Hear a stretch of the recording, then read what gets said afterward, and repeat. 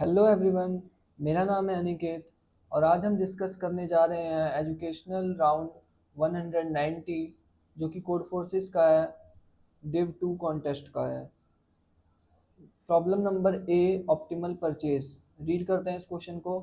You have a group of n students who need access to an online course. आपके पास N students हैं और उनको आपको एक ऑनलाइन कोर्स में रजिस्टर करना है।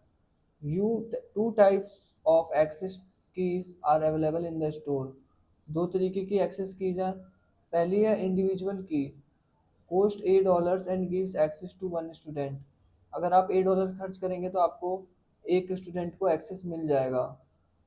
ग्रुप की दूसरी तरीके की है तो वो क्या करती है, cost $B and give access to a group of up to 3 students inclusive. अगर आप $B खर्च करेंगे तो आपको अप टू 3 यानी आप अगर एक स्टूडेंट को भी एक्सेस कराएंगे तो भी $B खर्च करेंगे, दो स्टूडेंट को भी एक्सेस कराएंगे तो भी $B खर्च कर सकते हैं, और 3 स्टूडेंट्स को भी एक्सेस कराएंगे तो भी आप $B खर्च कर सकते हैं। तो मैक्सिमम आप 3 स्टूडेंट्स को एक्सेस करा सकते हैं कोर्स और $B दे के। Your task is to determine the minimum amount of money needed to provide access to the online course for all students. हमारा टास्क ये है कि सभी स्टूडेंट यानी एन स्टूडेंट्स को हम असाइन कर दें कोर्सेज, उनको एक्सेस हो जाए online course at the minimal coast.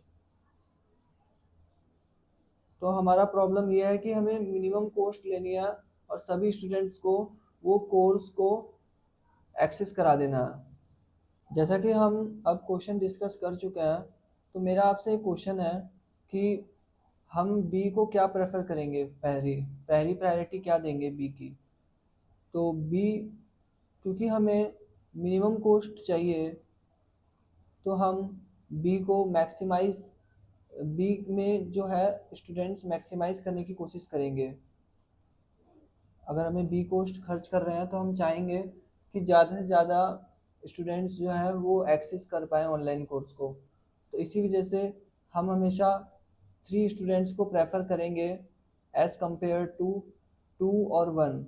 सबसे पहली प्रायोरिटी हम 3 स्टूडेंट्स को देंगे। अगर हम ये पॉसिबल है कि हम उसको असाइन कोर्सेस असाइन कर सकते हैं या नहीं, तो हमारा सबसे पहली प्रायोरिटी 3 वाले स्टूडेंट्स की होगी, 3-3 स्टूडेंट्स को देने की।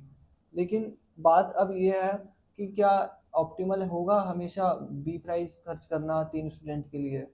तो वो आप चेक करने के लिए आप क्या कर सकते हैं, आप 3 स्टूडेंट्स को एक साथ कोर्स दिलाएंगे तो आपका बी कोर्स खर्च होगा।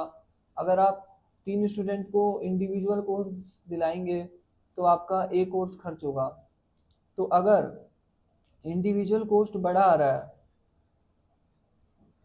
इंडिविजुअल कोस्ट अगर बड़ा आ रहा है ग्रुप कोस्ट से, तो हमें हमेशा बी को प्रेफर करना चाहिए, प्रेफर ग्रुप की। हमें हमेशा ग्रुप की को प्रेफर करना चाहिए क्योंकि इससे हमें 3-3 स्टूडेंट का ग्रुप हमारे को कोर्स एक्सेस कर सकते हैं और हमारा जो आंसर है वो मिनिमम आने के ज़्यादा चांसेस हैं, मिनिमम कॉस्ट हमें मिल जाएगी। लेकिन वहीं अगर 3A अगर छोटा है बी से या बराबर भी है, तो इसका मतलब है कि इंडिविजुअल कॉस्ट जो है वो छोटी है। तो हम क्या प्रेफर करेंगे, prefer all courses to student one by one. हम एक एक करके कोर्स देंगे क्योंकि हमें इंडिविजुअल कोस्ट ही हमारी छोटी है 20 है, तो हम हमेशा एक एक करके कोर्स असाइन करेंगे स्टूडेंट्स को। फिर ऐसे अगर ये वाला केस हो रहा है तो हम 3-3 के ग्रुप में देते रहेंगे देते रहेंगे देते रहेंगे, तो लास्ट में हमारे पास कुछ ऐसा चीज़ बचेगा जो कि रिमाइंडर होगा, जिसकी वैल्यू या तो 0 होगी या तो 1 होगी या तो 2 होगी। इसकी वैल्यू 3 नहीं हो सकती क्योंकि अगर 3 होती तो ये भी ग्रुप में शामिल हो जाता। क्योंकि ये 3 से कम है तो इस वजह से यहाँ पे या तो 0th एलिमेंट होगा, एक भी एलिमेंट नहीं होगा, या तो 1 एलिमेंट होगा या तो दो एलिमेंट होंगे यहाँ पे अनग्रुप जो बच जाएंगे, जो स्टूडेंट को कोर्स नहीं मिला है वो। तो वो हमारा बेस केस है जहाँ पे हमारा n जो है वो लेसर देन इक्वल टू 3 हो जाता है। अगर हमारा n lesser than equal to 3 हो जाता है तो इंडिविजुअल कॉस्ट हमारी डायरेक्टली n इंटू ए के बराबर हो जाएगी, और हमारा जो b है वो एग्जैक्ट b के बराबर ही रहेगा, क्योंकि इसमें जो ग्रुपिंग है वो एक साथ ही आप ले सकते हैं। अगर वन स्टूडेंट है या दो स्टूडेंट है तो आप एक साथ लेंगे। तो इस वजह से यहाँ पे अब कंडीशन लगेगी, अगर इंडिविजुअल कॉस्ट बड़ी है तो आप प्रेफर करेंगे ग्रुप की को। अगर इंडिविजुअल कॉस्ट अगर छोटी है तो आप प्रेफर करेंगे इंडिविजुअल की को। आई होप आपको समझ में आया होगा कि आपको कब इंडिविजुअल की और कब ग्रुप की प्रेफर करनी है। एक बार और हम इसको रिवाइज कर ले रहे हैं। जैसे कि हम देख सकते हैं कि बी हमेशा चाहेगा कि मैक्सिमम से मैक्सिमम स्टूडेंट एनरोल हो, तो हमेशा हम बी डॉलर्स देके 3 स्टूडेंट को प्रेफर करेंगे कि 3 स्टूडेंट को एक्सेस हो जाए वो। अगर हम 3 स्टूडेंट को एक्सेस कर पा रहे तो लास्ट में कुछ स्टूडेंट बचेंगे जो अनग्रुप्ड रह जाएंगे। लेकिन ये 3 स्टूडेंट को असाइन करना है कोर्स या नहीं, उससे पहले हमें ये डिसाइड करना होगा कि उन 3 का इंडिविजुअल कोस्ट क्या ग्रेटर देन है बी से या नहीं। अगर उन 3 स्टूडेंट का इंडिविजुअल कोस्ट अगर ग्रेटर देन है बी से तो भी हम इस वाले मेथड को अपनाएंगे, वरना तो हम इंडिविजुअली 1 बाय 1 असाइन कर देंगे कोर्सेज को। अगर हम इस वाले केस में थे तो हमें जो फाइनली कुछ स्टूडेंट अनग्रुप रह जाएंगे तो वो हम कैसे निकालेंगे, n का मॉड्यूलो इक्वल टू 3 करके।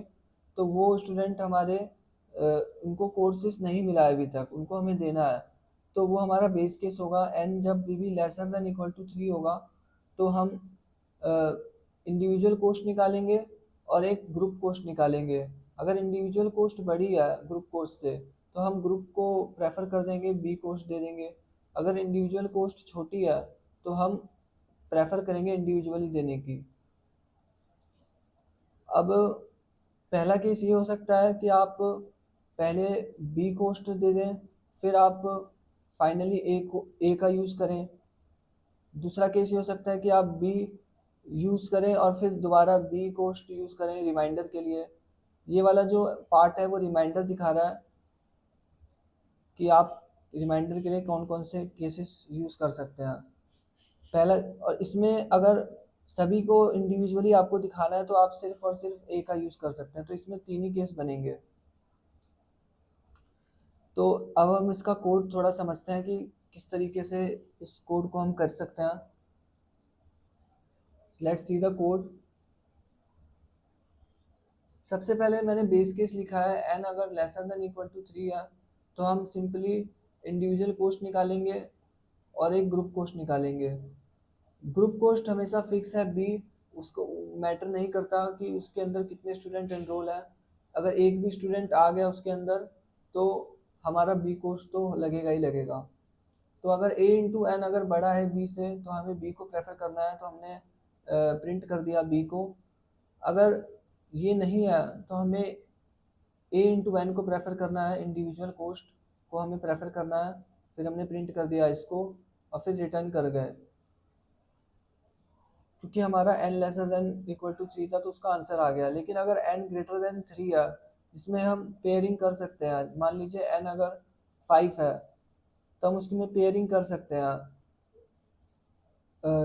एक 3 की और एक जब रिमाइंडर करेंगे तो यहाँ पे 2 आ जाएगा जो कि होगा यहाँ पे रिमाइंडर 5 मॉड्यूलो 3।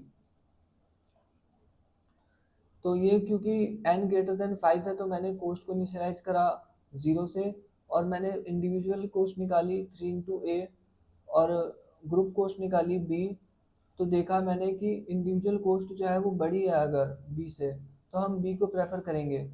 और अगर हम देखें तो 3 3 3 3 ऐसे बहुत सारे ग्रुपिंग होगी स्टूडेंट्स की।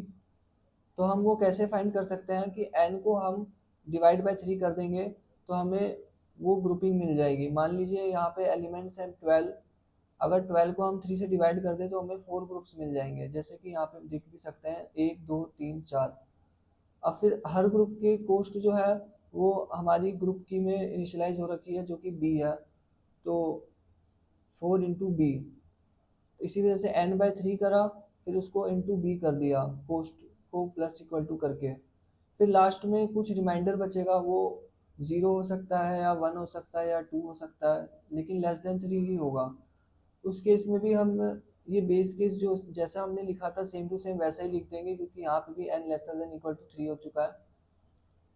इसमें सेम बेस केस वही है कि अगर इंडिविजुअल कोस्ट बड़ा है ग्रुप कोस्ट से तो हमें ग्रुप कोस्ट को प्रेफर करना है, वरना तो हमें इंडिविजुअल कोस्ट प्रेफर करना है। अगर इंडिविजुअल कोस्ट बड़ा नहीं है, छोटा है ग्रुप कोस्ट से, तो हमें इंडिविजुअली सारे स्टूडेंट्स को ग्रुप इंडिविजुअली सारे स्टूडेंट्स को हमें असाइन कर देना है कोर्स को, जो कि है a इंटू एन, और फाइनली हमें कोस्ट को रिटर्न कर देना है। आई होप आपको मेरा कोर्स समझ में आया होगा। Thank you for watching my video. Please like share and subscribe.